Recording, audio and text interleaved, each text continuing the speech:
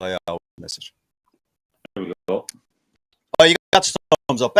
Folks, ladies and gentlemen of Facebook land and YouTube land and everything else and all the online world, well, you well know, we just chat about all the current stories and what's happening in rugby world.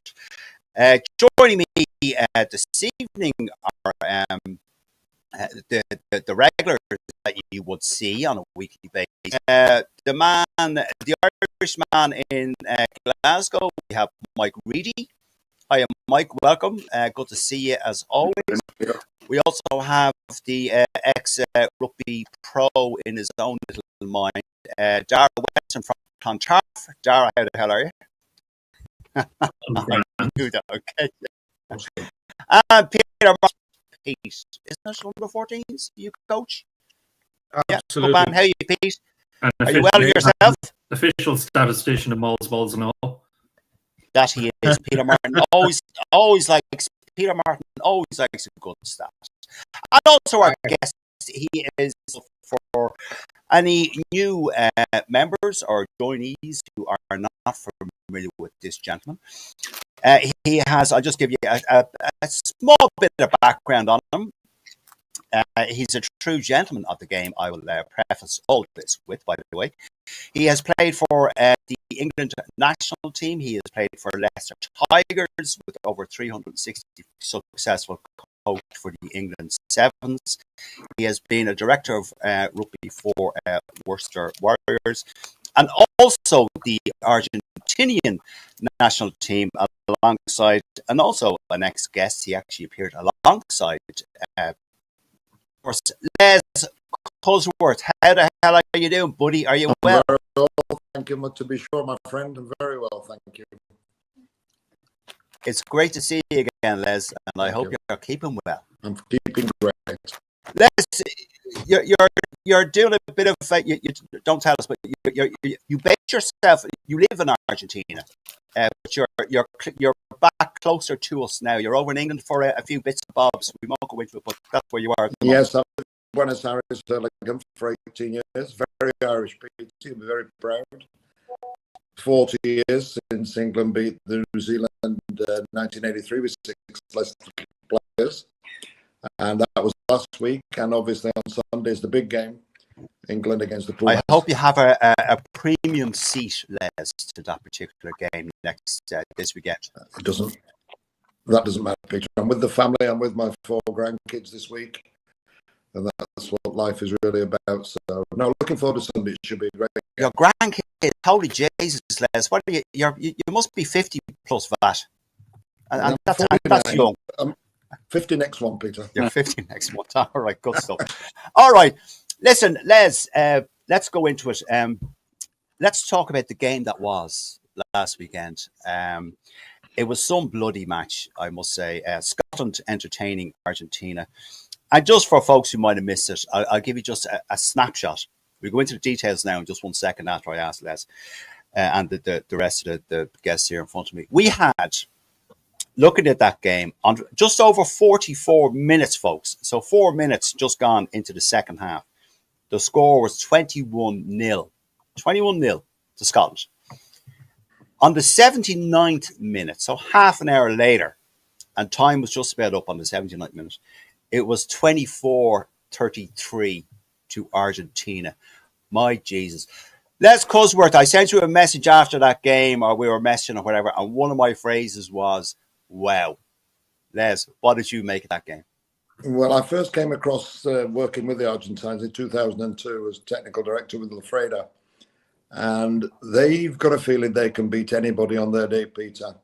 You go back to 2005, they drew with the Lions when Wilkinson kicked a penalty in the last minute.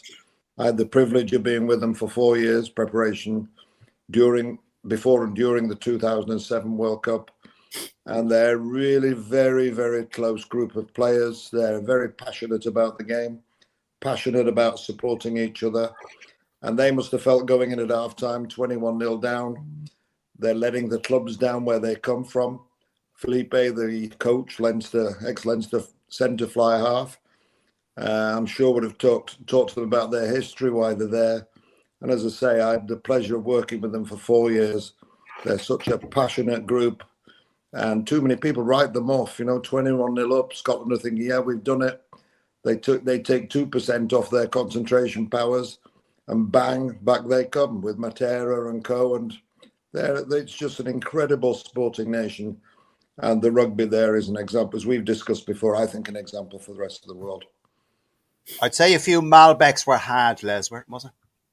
Yeah, but the steak of Malbec, as you know, the Mendoza Malbec is something special. But, Montoya, the Matera, they've got some real heart and some real dog about them.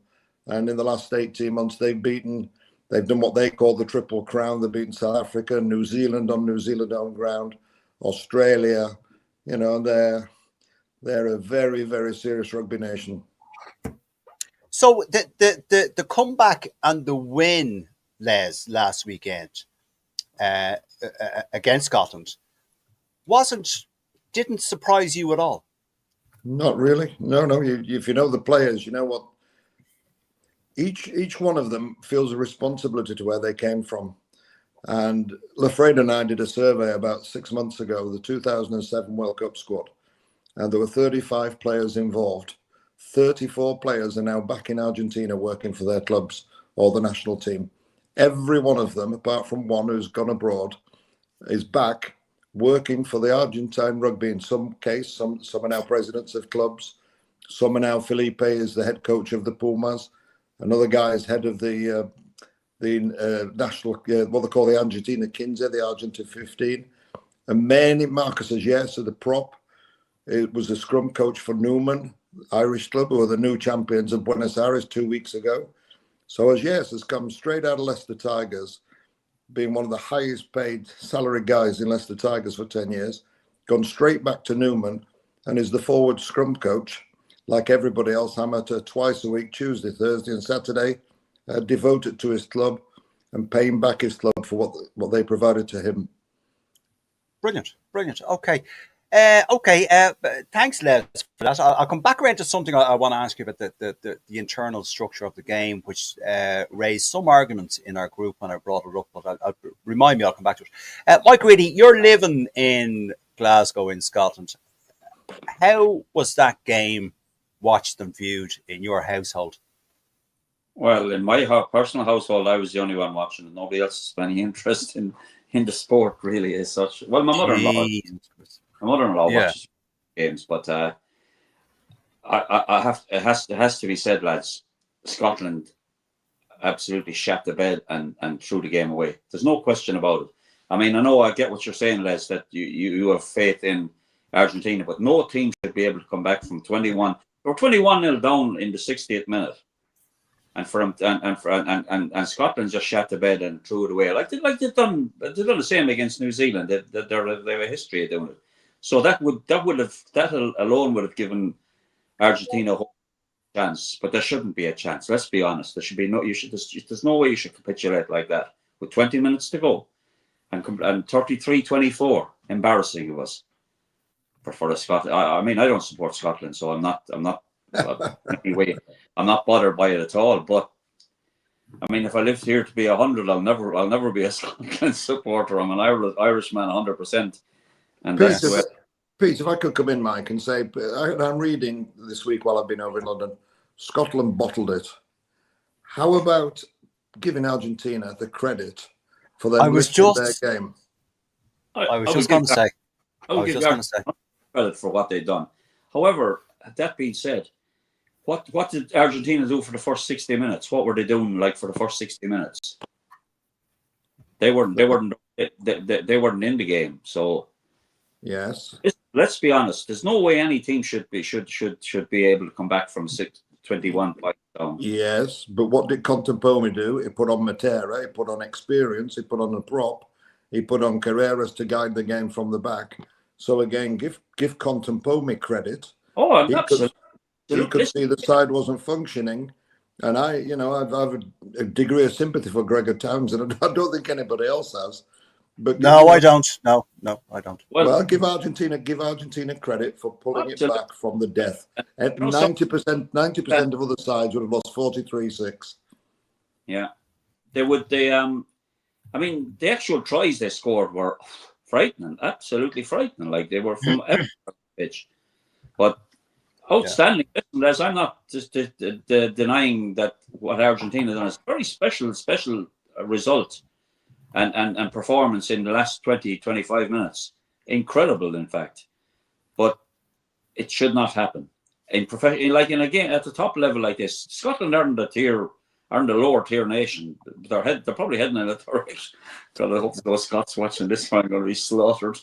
They're a tier 1.5 nation, let's be honest. But echoing what you just said there, Les, there was a comment or that I saw in a few groups, not our own one now, but a few kind of groups. Did Scotland lose that, or did Argentina win it? And I'm leaning towards heavily. Actually, there's no question. Argentina won that bloody game, hands down. I think they came at it in the last 30 and just went hell for leather, and they wanted it more than the Scots did.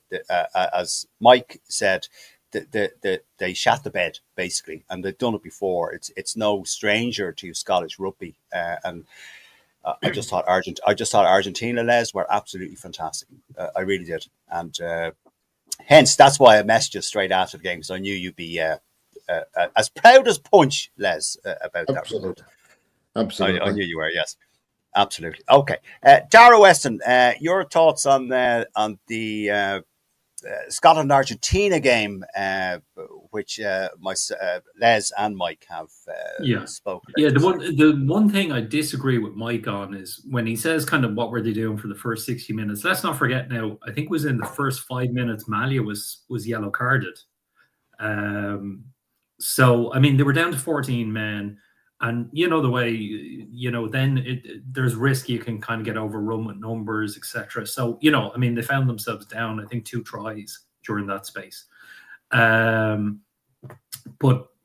I mean the second half was just chalk and cheese. They came out, they were as Les said, Dr. Phil made a few changes during halftime. They came out and I think it was 5 tries in the space of 25 minutes. Something like that. Yeah. That's the type of rugby you pay your money and you hope that's the type of game you're going to be at, where you just see try after try after try, and it's that kind of high octane rugby, which is not the games we've had so far. So it's kind of it's a bit scary from an Irish point of view. But I did see, and now kind of I'd be interested to see what Les thinks about this. Stephen Jones came out after the game, and Stephen Jones is a bit like Marmite. I think love him or hate him in some of his opinions, but he said that no one ever lifted a finger to help Argentinian rugby. Kicked out of Super Rugby, none of their players based at home. They must be exhausted, but they play great and stylish rugby, sporting nobility. That's what he wrote after the game. Okay, Stephen Jones. Yeah, okay. Les, I'll let you address that just 1 sec, but I want to get Peter Martin's opinion on the Scotland-Argentina game. Go on, Pete. Yeah, look, as everybody else has kind of already alluded to, Scotland have form in not being able to close the deal. The other thing I would say is, in my opinion, 21-0 is not a big lead in rugby. Okay, for a start, 21-0 is not a big lead. It's after 45 minutes, Pete, you would expect that a 21 lead would win a game for you. It was actually 57 minutes before Argentina scored their first goal. Look, I would disagree. I would say if we're getting into numbers, I would see something close to 30 points by halftime or beyond it as being a margin, because if you think about it, after 40 minutes, just all things being equal, you're 21-0 down. You come out in the second half. The coach is only after having his few words. You're wound up. You're stung by what he's saying. The dander is up. You go out and you have a plan to score quickly in the opening minutes of the second half. And if it happens, you get it right. It's all of a sudden it's 21-7. And in the course of playing your game, you may still be kind of feeling your way back into it. But it's my point being is that 21-0 for me has never been a big lead. If you look at any of the big games played across, any comeback games, even like go back as far as you want. 21-0 is not a big lead, particularly if you're playing against some of the Southern Hemisphere teams and some French teams. 21-0 is nothing. Oh, absolutely nothing. But look, just getting back to the actual performance itself. Look, Argentina have, and I stand to be corrected on this. Is this outside the World Cup in Europe when they beat us in Lens? Is this Argentina's first away win in against the home nation, or did they beat us? No. 2006 we beat England at Twickenham. Okay, 2006. So, and Wales, a gap. To be fair, that's Wales a in gap. 2005, Scotland in 2005. They've done that since in the last 10 years. So no, Peter, it's not unusual, Peter. No, No. Their tails are up and their danders up. I'll tell you, they'll have a yeah. Well, look, I suppose just rolling on from that is that this is the current generation. It's their time to win. Like if they're on the roll from having achieved what they've achieved, beaten, as you said, their Triple Crown, they're the big three, in the Southern Hemisphere, and they're gaining momentum. I'm pretty damn sure England will be worried about them, because in my opinion, Argentina most certainly have the tools to worry England. This coming weekend. Yeah, the strength in depth is frightening, and they've got something like about 80 players playing professional rugby abroad. And I think what the European sides don't realise is they're financing elite rugby in Argentina, because everybody in Argentina, nobody's paid. So what do players do? They come to Europe, get salaried, and then they make their game better. They're better prepared and ready for international rugby. So that's the current situation. But the strength and depth is frightening.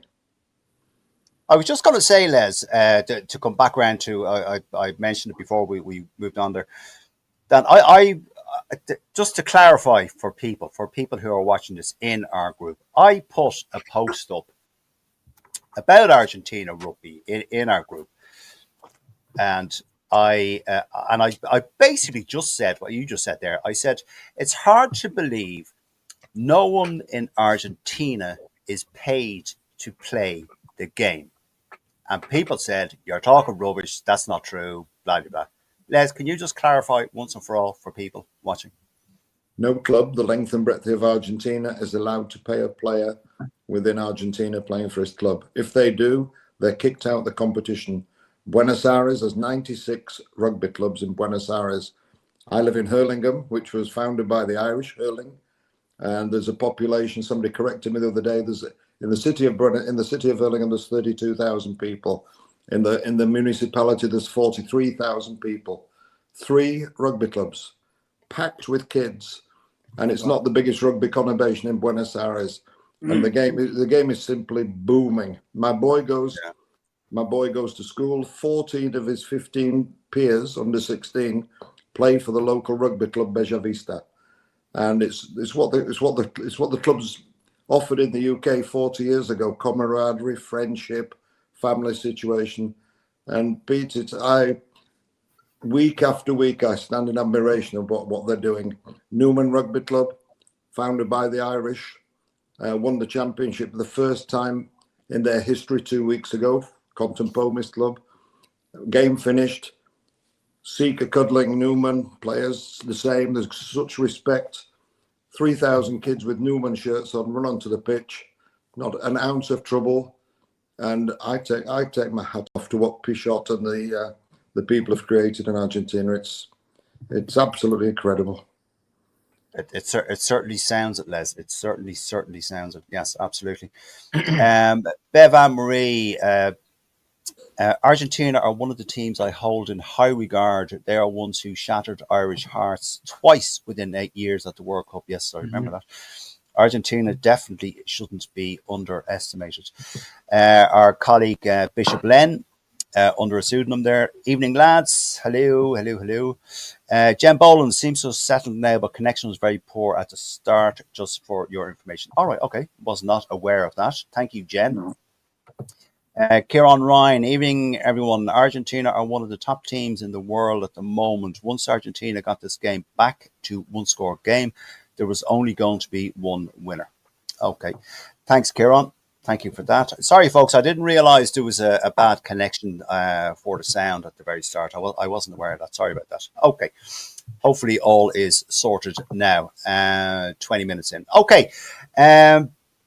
Let me just have a look at this. Okay, moving on. We will talk about the upcoming games, Les, this weekend at the end of the show, and you can give us your predictions like we all do for the upcoming games this weekend. But anyway, the Peter Martin, I'll come to you first on this one. The IRFU released their financial kind of statement thing, with much fanfare. And they were talking about a 4.2 million deficit, not a debt. There's a difference that some people might not get, and that you'll certainly know, Pete, being in the finance business.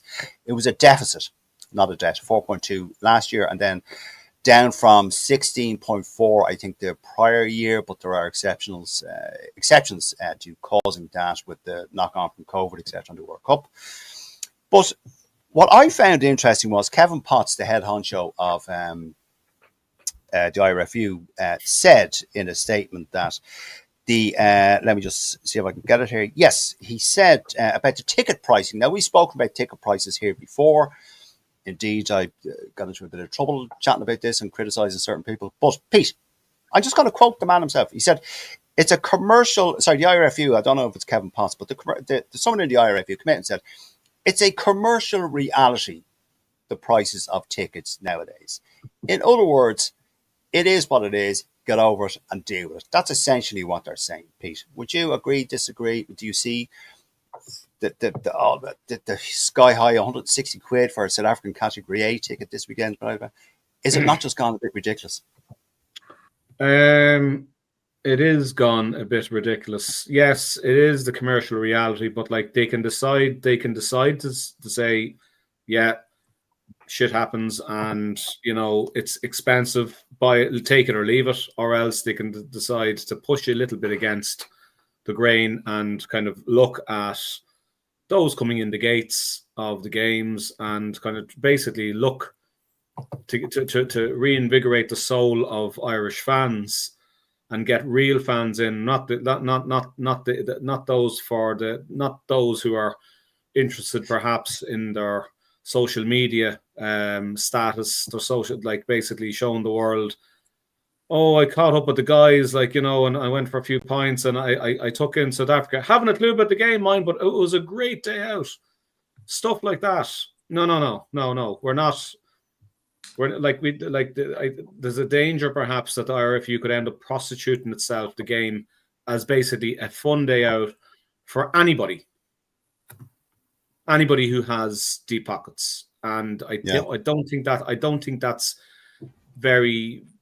I don't think that's the way to go. I think they need to, by all means, I understand fully. There's a commercial, there's a business to be run. There's a bottom line. There's a bottom line. Our players have to be paid, and it goes all the way down to grassroots. Like I know I can speak as an underage coach. I'll be attending, another Leinster coaching session, and that's paid from somewhere. I don't have to put my hand in my pocket for it. That has to come from somewhere, and we know where it comes from. But there needs to be a little bit of a give and take, and perhaps some sort of they need to look a bit harder, try a bit harder, I think, at some sort of initiatives to get certain fans, get new fans in to try something a bit fresh and new. Look at different initiatives to try and get cheaper tickets, perhaps for particular groups of fans. If they do enough Vox Pops, they do enough bloody study groups and so on, they can find a way, rather than just saying, well, look, it's the one club, the €5 tickets for in the North Stand. that I've availed of myself with my teams. There has to be a way of getting new fans in, getting new members of the newer clubs around the country to come up, bust them in, get them in small groups at certain games, make a bit of a fuss of them, make them feel welcome to rugby. Here you are to watch a game. It could be Ireland versus, I don't know, Scotland or Italy or one of the Six Nations game. Make a fuss, get them in, and basically spread the game by basically people saying, Jesus, my young fellas, I'm only after joining such and such club in the Midlands. It's a typical GAA area, but the IRFU have made this fuss about getting new people in, and I availed, and it's a great day out, and people are great. It's a great experience. I love this game. They need to just try a bit harder, I think. Okay, fair point, Pete. Dara Weston, the same question to you that I've asked Peter Martin there. Yeah, just one follow-on I have for Pete, obviously, because he's involved in the underage game. What's the availability of schoolboy, schoolgirl tickets? Like, are they still available to the? Because I think what there is that there's a one club, one province scheme whereby tickets are released by Leinster. They go to the clubs and say, look, there's select games. Now, the Champions Cup games, there's one, usually it's the Christmas one. The Leinster one is to come available, and it basically works out a $5. So, but for the international games, are there still underage? I have no idea for the international games. Okay. I think that's off the cards. I think what they do, they drive it, certainly for Leinster anyway, they drive it towards certain games. The one club, one province initiative, where you get basically the cheap tickets in the North Stand. You get in. It's for nothing. Like, you know what I mean? Yeah. Yeah. Okay. Because I remember in the day getting the schoolboy tickets and being on the South Terrace and I was there. There'd be thousands of schoolboys and schoolgirls there. So yeah, look, I think when they say it's the commercial reality, I think they kind of mean, listen, if people are going to pay it, we're going to charge it. If there's people out there willing to pay that amount, we're not going to disappoint them. We'll charge them that amount. There's a deficit of 4.2 million, but that's down from an 18.2 million or 18.4 million deficit the previous year. So that's a hell of a lot improved. And when you think these numbers only go up to, I think it's the end of June or the end of July, so they don't take into account the Lions tour, don't take into account Chicago, so they'll have made a nice few quid off TV rights and all that from the Lions, because ultimately the Lions are owned by the four provinces, the four home nations. The four home nations, not provinces. And so they split the profits amongst themselves. So they'll get a cash injection from that. So I would say next year they'll have no deficit. But they have no debt.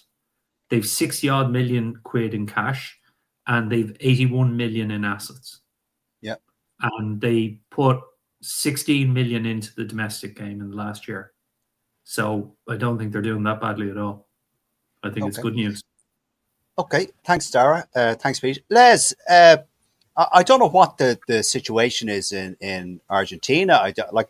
For example, Les, if you were to go and see Argentina, the national team, play at home in Argentina in a stadium, how much would a ticket cost?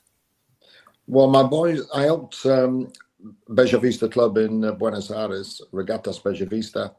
The 14 boys in my boys' class all wanted to go and see a rugby international. So we contacted the UAR, Union of Argentina Rugby, and we got 4 adult tickets and 12 juniors. The juniors was £8 each, the equivalent of, and the adults was 35, and that was the All Blacks in Vélez Sarsfield this year. So that gives you an idea. I went to the New Zealand game. I was invited, thank goodness. £240 a ticket, and it's what it is, it's they pay the salaries of the players, they've got the running costs. And who am I to comment on what the business game should be like in the UK? I just look at it and they've protected amateurs. And my job in 2006 was as director of rugby. I was told in no uncertain terms that if I touched the amateur game, my feet wouldn't touch the ground. I'd be on the next flight back to London. And I had a 5-year contract with them, funded by World Rugby and the Argentine Union. And they said to me, you can do your development centres. We don't want academies, because academies tend to steal players from junior clubs. You can run a development. You run development centres and incorporate the best players in all the clubs. But the important thing is, none of those players are poached, and they all go back to their clubs where they came from. And it's a system that more and more people are now cottoning onto, Peter, and more people are trying to incorporate it into their plans, which I think is bright for the game. And people 3 or 4 years ago, people would just scoff at it, but now they're starting to listen. So I think there's positive sounds. Yeah, okay, that's a good point. I wasn't aware of that, Les. Okay, good point. But by the way, I remember just going back to the whole. Sorry, Les and gentlemen, Mike. Before I come to you, just to reverse back a bit, I remember listening to Bill Sweeney. He was on a podcast, the Good, the Bad, and the Rugby podcast, and the 3 lads on that. I know Alex Payne is one of them. He's the host, but the 3 of them really were highly critical of Bill Sweeney about how he ran the RFU and how they structured the ticket pricing. And they were very critical, and we'll come on to this now in a minute with the RFU.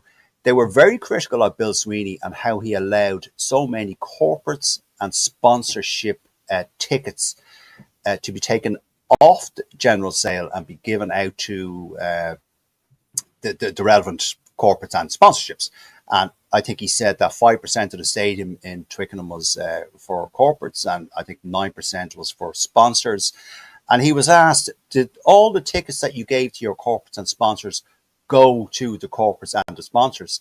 And he said, I don't know, probably not. They probably went to friends and all this. And that is one of the problems, I think, that they need to control better. Anyway, that was just an aside to what we're talking about. Mike Reedy, this whole ticket pricing, this whole financial thing model that the IRFU, it's not just the IRFU now, but it's just that it's current and it's in the media at the moment. Go on, Mike. Well, I started going to rugby in the 70s and the 80s, and it was easy to get a ticket. Like in Ireland, it was no problem to get a ticket to go to games. I mean, it's complete reverse now. And when I first came to Scotland 27 years ago, it was the same kind of situation. It was easy. The success of a team breeds new supporters and the bandwagon supporters, as we like to call them. And the IRFU have a golden egg at the moment, and or the golden goose. And if they they think they can charge what they want and do what they want, and there'll be no repercussions. If, God forbid, our Irish team started to have a downturn and go back to the 90s, I don't see that happening personally, but you can never tell. What happens then when the crowds aren't turning up for the games and the corporates have no interest in paying any amount of money, or sponsors won't even. It's a very dodgy ground that they're ploughing. I tell you that right now, because the day could come when the golden goose is gone and they don't have enough people interested in going to games. So then they mightn't be able to charge their 160 quid a head to get in. Yeah, they need to be careful. What they'll start doing then, Mike, is clubs like Nina Ormond will get 500 tickets and be told, there's your 500 tickets. You sort out selling them, but you're paying us for 500 tickets. Well, that's what happened. That's what used to happen in the 90s. Clubs couldn't give away tickets, Okay, gentlemen. Bevan Marie is a bit critical of this. It's a load of crap. 160 starting for South Africa games, but then the Japan games only started from €60. How could they justify €100 difference between matches, especially when our provincial teams keep prices at set limits and don't change it for certain matches? I don't know. Any gentlemen, be able to answer that? Well, I know as a Leinster fan, there's 2 pricing models. There's the URC pricing model and the Champions pricing model. So there is 2. The provincial teams even have to, and I'd be surprised if the other provinces don't have separate prices for Champions Cup games. There is 2. And I mean, look, ultimately it's tier. I mean, if we go back to, it was always well publicized that the All Blacks charged an appearance fee of 1 million. So you had to increase your prices for that. Now, you know, you would hope we're not paying Rassie money to actually come, but I'm sure there is some commercial agreement that, you know, they probably get some portion of the gate or something. They're not coming for the good of their health anyway, and they're not coming for the little trophy. So look, I mean, that's the thing, you know, you have to, you know, and the commercial reality is it's the big games like South Africa that will attract all the corporate hospitality. You know, you'll have all the lads pissed out of their heads, coming out of the marquee, going into the stadium, being led by guide dogs to their seats, who wouldn't go to a Japan game, but they'll know who South Africa are. So they'll go to a South Africa game. Yeah, so very true. Okay. You know, it's the harsh reality, unfortunately. A good point, Dar. Les, the Irish team was announced earlier on today. I don't know if you got a chance to see it. I just wanted to get your opinion of it. Speaking of the South African game, Les, I have the team here in front of me. I don't know if you saw it, Les, or have an opinion on it, or do you? Or I don't know. Are you looking up your computer now? You are now. No. Any Irish team with that shamrock on its chest, especially playing in Dublin, takes an awful lot of beating, and they're very well. They've been very well coached for a long time now. They're very well organised.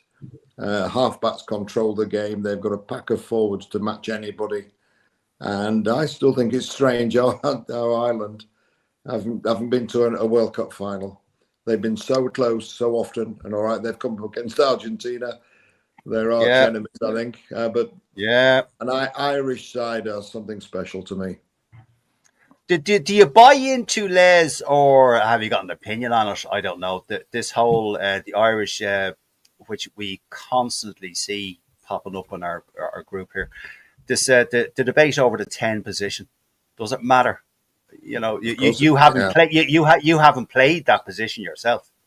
No, not very well. I haven't. No, but no. You look at the Irish. Johnny Sexton has been such a strong player for Ireland for so many years. You've had such great fly halves, and it's going to take time for the new guys to blend.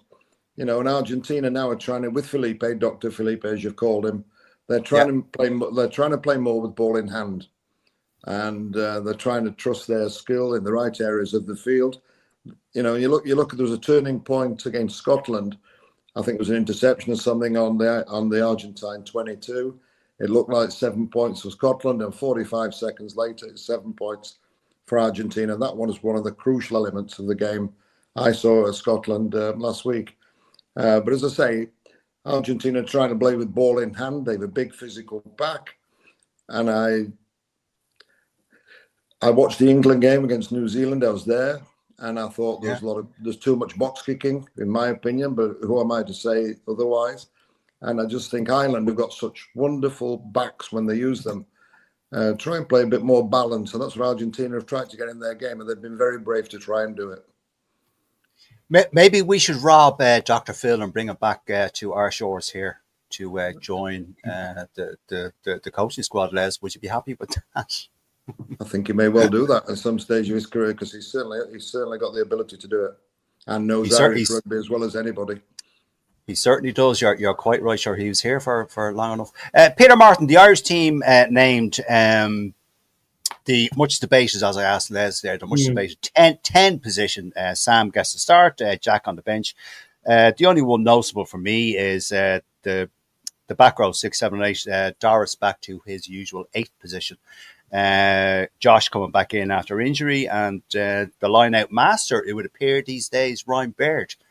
Pete, your thoughts on that team? Well, I think it's perhaps a little bit interesting that I my feeling is, given based on the way Prendergast played last week, is that I think he's basically whatever plan Farrell has. It's not, to me, it's not immediately obvious, other than I think they're going to have a cut. They're going to have a real go at South Africa. Based on the performance, in my opinion, of what Prendergast did versus what Crowley has been doing. Crowley is the steadier hand for me, while in my head, seen with the bit of the ball in hand, the running of literally a running game we've seen from Prendergast, which I haven't seen him actually run with the ball in hand at all in some time since I think he played with the under-20s. So based on that snip, I feel perhaps that maybe Prendergast is moving his game. He's going to basically attack. He's going to produce a running threat to South Africa. Now, we know that there's still the obvious problem, but just listen to Andy Farrell in the press conference. The obvious work on, but he feels that Prendergast is playing very well at the moment. So look, I just feel that the team is set up like we're obviously missing. There's no Ian and Henderson on the bench. We've no Joe McCarthy, so we're not. I don't feel that we're in a position to really kind of try to match the South Africans from the physicality point of view, the power point of view. I think we're going to try and play, as I said to someone else, I remarked to someone else on the Facebook group in answer to a question. I think it was Dave Sheedy's question. I think we're going to try and play a fast-paced game and move the big men around the pitch. We would never match them up front, Pete. Anyway, no, even if we had. But I mean, like in the past, we've kind of stood toe to toe with our physicality. Okay. But I don't think that's the plan. Perhaps now we have to win our own ball and secure our own ball, but like to actually try to have a cut at them up front would be ludicrous anyway. But I just feel the pack it's mobile. I think the fact that we've got two back rows in on the bench rather than another second row, I think that's where Farrell feels there could be an edge, is somewhere in the back row, in the middle third of the pitch, perhaps. I think that's where her going in that space, that control space where your halfbacks are. Maybe that's where the breakdown. That's where Farrell thinks we can do a number on South Africa. Okay, so the ruck ball, ruck speed, all that sort of stuff is a priority for Andy Farrell, which would not surprise any coach, to be honest with you, for their team to perform. Dara Weston, before I come to you, Pauline Boland. Hiya, Pauline. Very disappointed that Crowley isn't starting. Pauline, look, we know you're going to say that, so all right. You being the Munster supporter that you are. Dara Weston, the team that has been named, as I said, and good to see Caelan Doris back in his usual 8 position. That's it. And Van der Fleer back in 7. Yeah. I mean, the only one we're missing really is Hugo at 15. Yeah. I was half expecting Hugo might sneak into the bench. Seeing as he was back training with the squad, but no, he was back training. But it doesn't mean he's fully fit though. Yeah. But look, it's going to be a lot more of a test for Mac playing a fullback now against the Safas. So be interested to see how that goes. I think it's meant to be piss and rain on Sunday, and or on Saturday, and it's going to be cold. So whether that plays to us and kind of slows down the Safas a bit. But yeah, no, I'm happy with the squad. Look, I think what Pauline said there. I know she's Matt's mom and all, but she's a Munster woman at heart, and you just can't say it loud enough for Munster folks. I have to say this quietly because my wife's around. But like when Andy talks about rotating the 2 players, it's grand when Crowley's rotated in, but when Crowley's rotated out, there's war. It's civil war. I know. It's all. So, we all know that. It's always going look. I mean, this is the thing. We want to have 2 strong 10s, so we have to. Crowley's on the bench. If Sam isn't cutting it, he'll be brought in fairly quick. Yeah. So, all right. Okay, Mike, I want to get your opinion on this. Les, I'm going to come to you after this to talk about the next year's Nations Northern and Southern Hemisphere Championship. So Les, have that in your head. Mike Reedy, your thoughts on that team that has Andy Farrell has named to play South Africa? I'm pretty happy with the team. I mean, all this furore about Sam and Crowley, it's all fucking blood burster. You know, it's nonsense, really. We need to have both tens being able to play. This is a massive game for Sam Prendergast. Make no mistake about that. It's a massive game for Ireland, Mike. Well, it is. But Sam now has been given the reins, and I actually think he will step up to it. I think he's going to step up to it. I really hope he does. I'm a Munster man, but I'm not one of these. I'm an Irish fucking fan first and foremost every time. And as far as I'm concerned, Mike, I hope you're not planning on going home to Munster soon. I'll be fine going home. You might find you're not let in. I'll be grand. Yeah. But Have you got your passport? no, don't worry about me at all. No. Go on. Oh, Sam, listen. Sam needs he needs to be steady. They see all this nonsense about not tackling and not tackling. Have a look at every 10 when they're playing. Every 10 that plays rugby. You don't want your fucking fly half tackler making 20 tackles a game. What are you talking about? What do you mean you don't want your 10 tackling? What are you on about? Making 20 tackles a game. You want him fucking supplying the ball. Listen, what Sam Prendergast has done against Australia was phenomenal. Was his best game. I'll tell you what, if Etzebeth runs down his channel, you think Prendergast is going to tackle Etzebeth? No, he's not. He fucking shouldn't. He should bowl away. If he's any fucking sick. All right. Okay. I know the point. I don't. Go on, Mike. No turnstiling, Mike. To see him do what he can do, and okay. But something he needs to be careful with now. And he likes a long pass out to the wing. They are fucking phenomenal in intercepting balls. That I doubt very much he'll be doing that now against South Africa. Well, he probably and they'll have a game plan. He will, of course. And Sam will be fine. He'll be fine. And Jack Crowley. The thing about it is, if he started with Jack Crowley and didn't have to bring Sam after something happened, Crowley, after 20 minutes, and Sam had to come in and it was a fucking disaster. I mean, if Sam starts the game and it's not going well, it's going completely pear-shaped, he has the opportunity to change it. So I actually prefer the way he's picked it. I think it's a better fit to pick the guy that might not go well for him, but I think it will. I genuinely think he. Okay. Well, all right. Okay, so you keep saying it. We'll find out at the weekend. Okay, thanks, man. Okay, brilliant. Les. Okay, our final point before we go on, because we're as always we're running out of time, and we'll come on to the games that are happening this weekend. But Les, I want to ask you about this. Excuse me. Before there are people watching, and we always like to acknowledge them. Mike Sheedy, this Saturday, Irish team second half. Casey and Crowley, their safe game. Ireland to win by 7.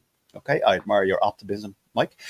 Pauline Boland, I think Prendy isn't great in defence, although I think he will get on at some point.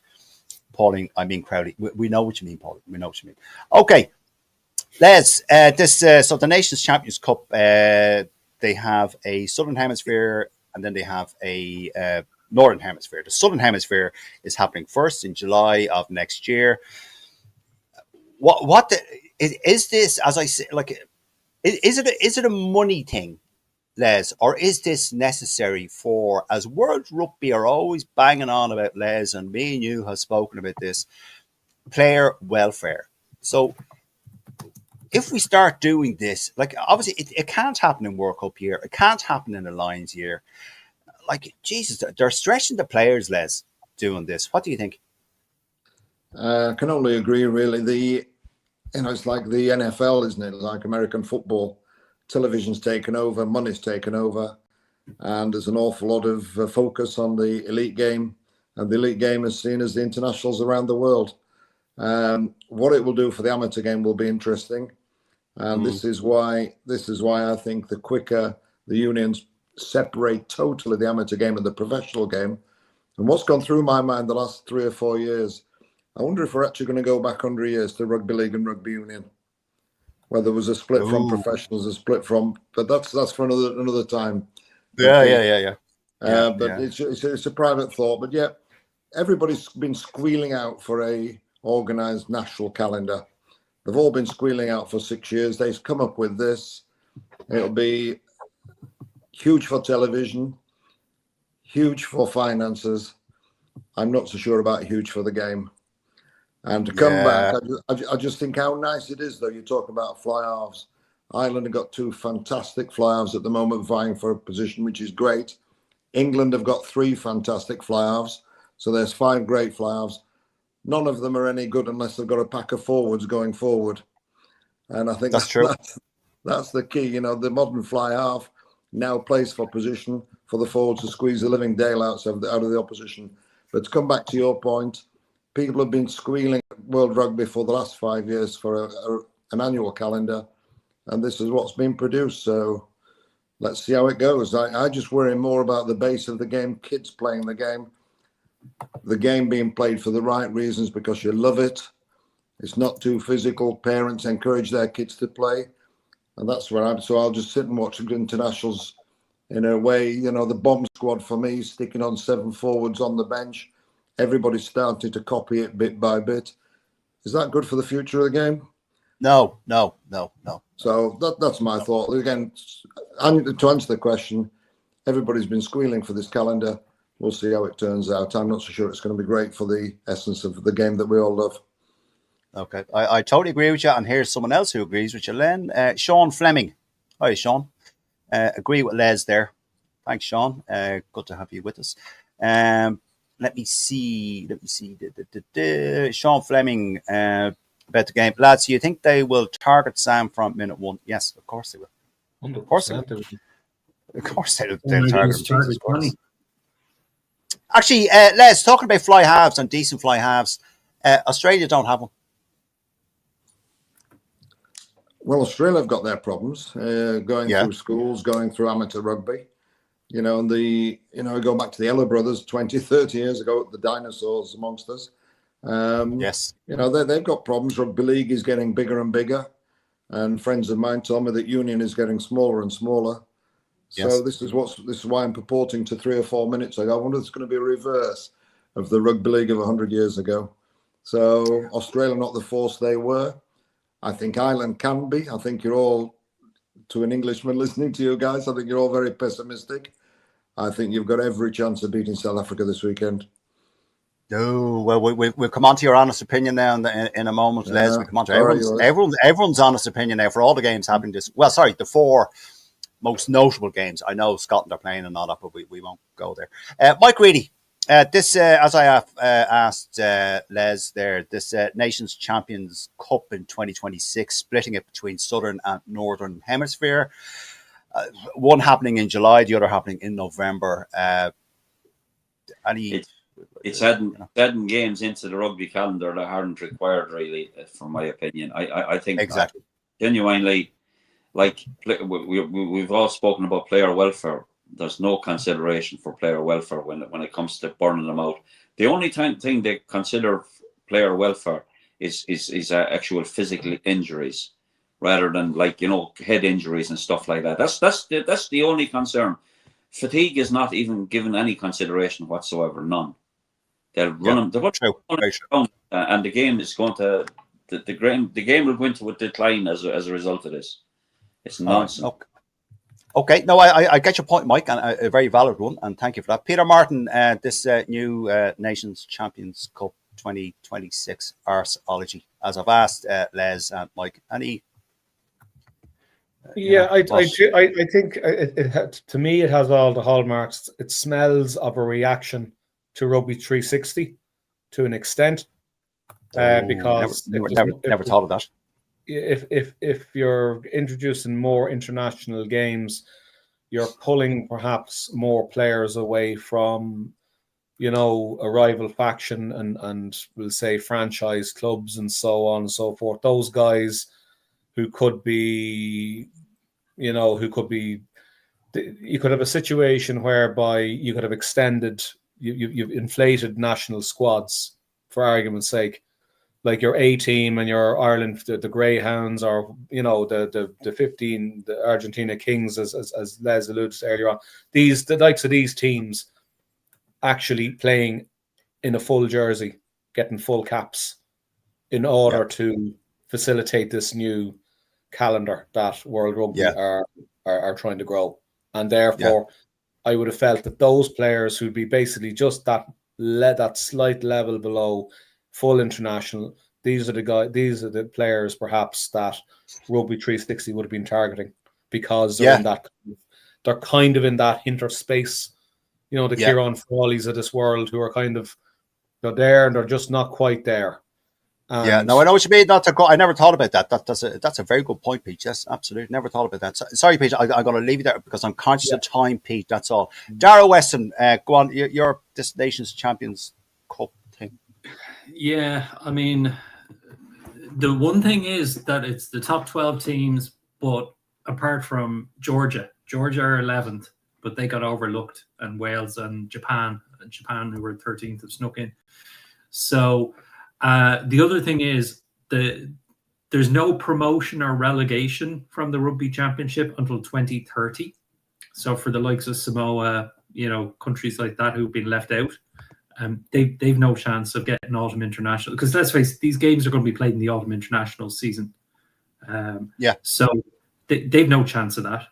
Well, the first one, Darragh, is in July, which is the Southern Hemisphere series. Yeah, sorry, there's the summer, and then the second series are basically the autumn internationals. Yeah, in November. Yeah. Where we'll have Argentina, Fiji, and South Africa at home, and then the finals are going to be in Twickers at the end of November.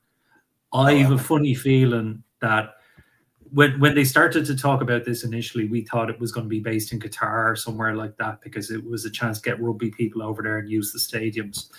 I think they realised how unpalatable that would have been. So Twickenham is hosting the first one next year, but I'd be interested to see where it's going to be 2 years after that when it takes place again. Yeah. Okay, that's a good point. If it actually moves to the Middle East or somewhere that has lots of stadiums that want to get a few people over.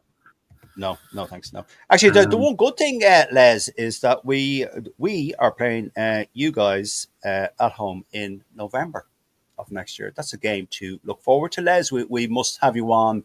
I'm sure we'll have you on a few times before then, but we must have you on closer to that date again, Les, to talk about that.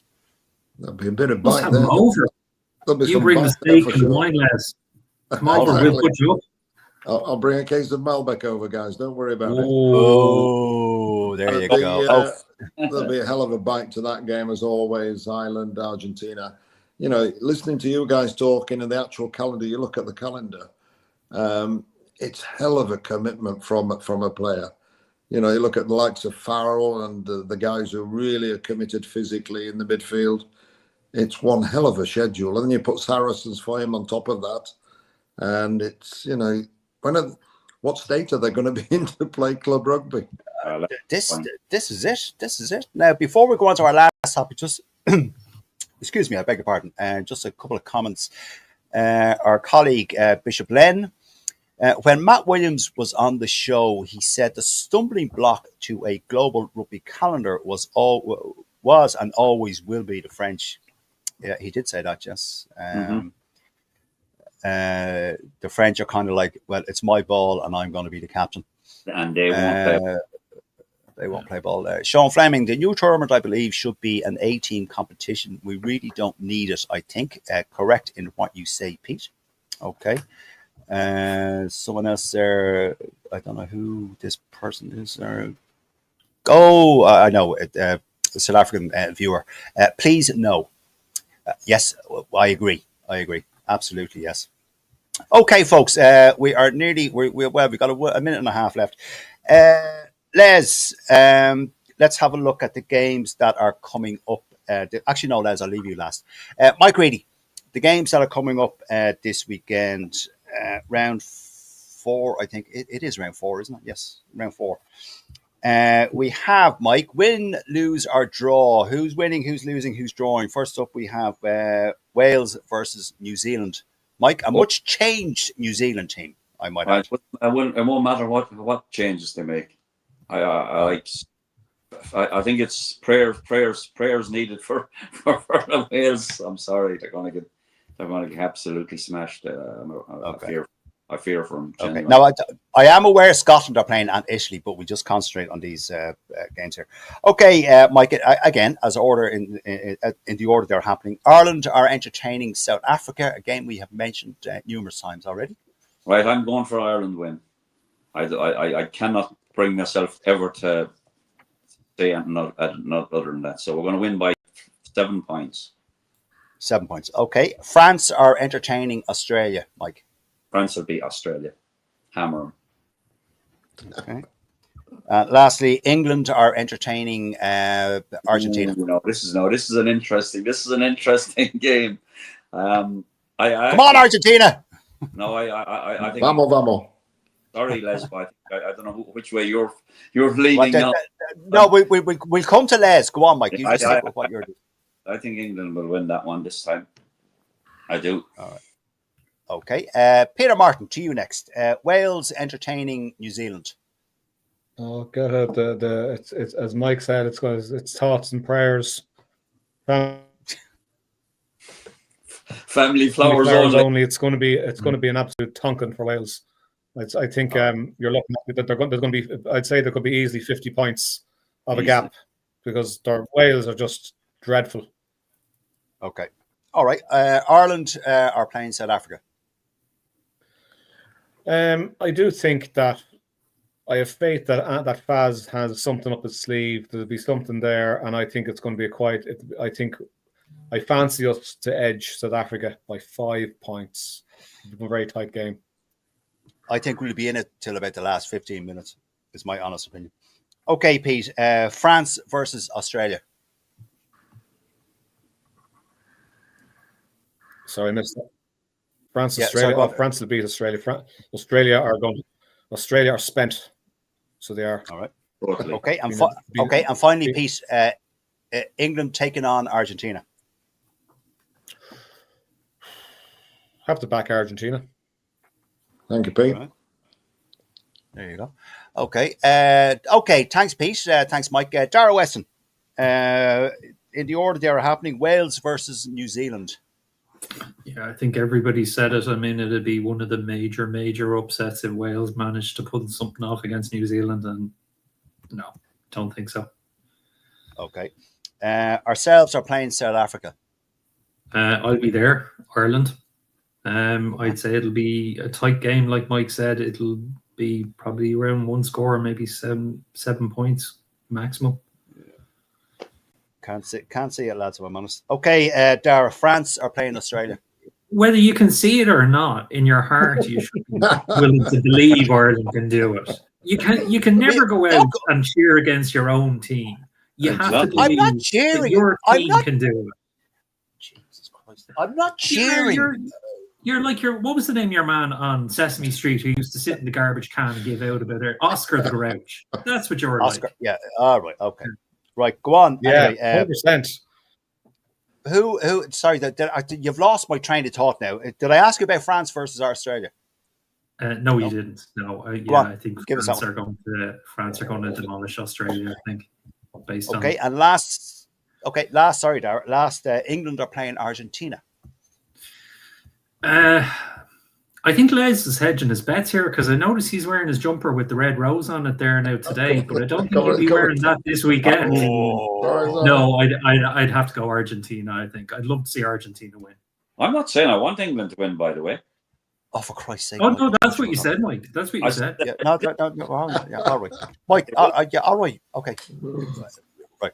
Okay, Les. Final voice on tonight's show, and then we must go and let you go.